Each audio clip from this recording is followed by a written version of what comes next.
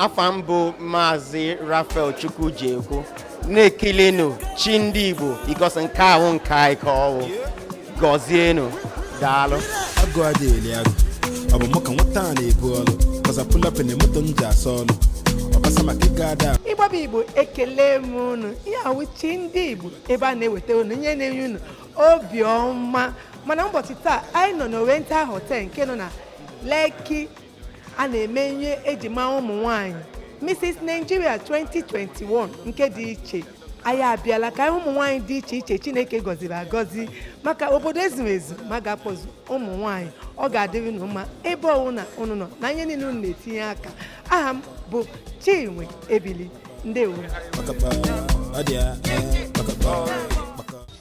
aha m bụ Evelyn Chukwujekwu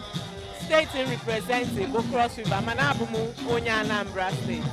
erite m third runner up Mrs. Nigeria 2021 obi atọ ka m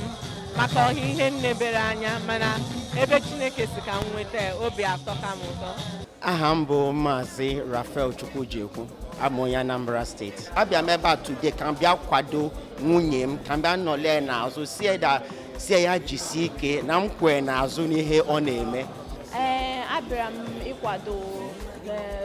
ihe a na-eme taa nke wụ Miss Nigeria 2021. ị na-anya ịfụ na ụmụ nwaanyị bụ obodo nwoke ọbụla enwetabeghị nwaanyị enwetabeghị udo anyị na-akwado ụmụ nwaanyị n'ụzọ pụrụ iche dịka ndị Igbo si kwuo either find a wife find a good thing you gotta go of God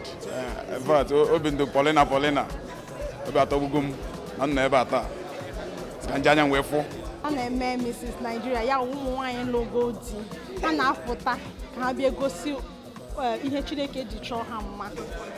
Obi dị m ụtọ ịbịa ebe a taa obi dị m ụtọ. Ke ndụmọdụ ga-enye ụmụ nwaanyị ndị chọrọ ime ụdị ihe ime taa ndụmọdụ m na-enye ha bụ ka ha kweta n'onwe ha ka ha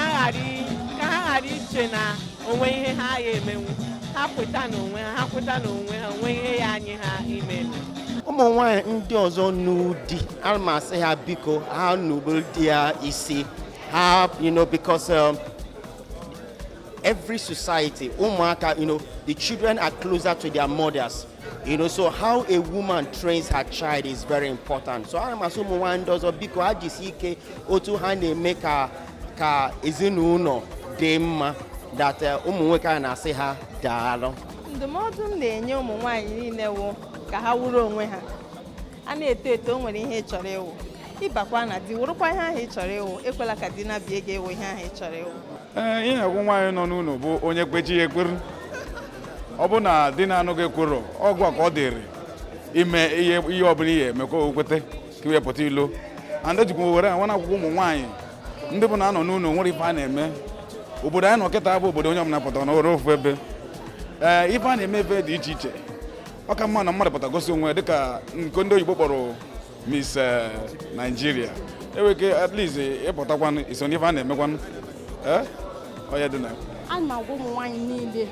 na ha ejisi ike mee ka ha dozie onwe ha ọfụma nwekwa aka ọrụ ha ihe ha na-eji akpatara onwe ha ego nwee ike iji nyere ezinụlọ ha aka. ọdịmma nne ka m dịkwa gị ọzọ ọ ga-agbakwa akpọ gị bịa ka ime contestant 2022 ị ga-abịakwa. Aga m apụta nọ. Ị ga-apụta? Aga m apụta. Ọ dị egwu aga m achọkwa gị. Aga m apụta. ụmụ Igbo afọ mbụ Uchego Chukwuemeka Chinyere Ugo nke a bụ chi ndị Igbo na-ekele nke a bụ nke anyị. Ndewo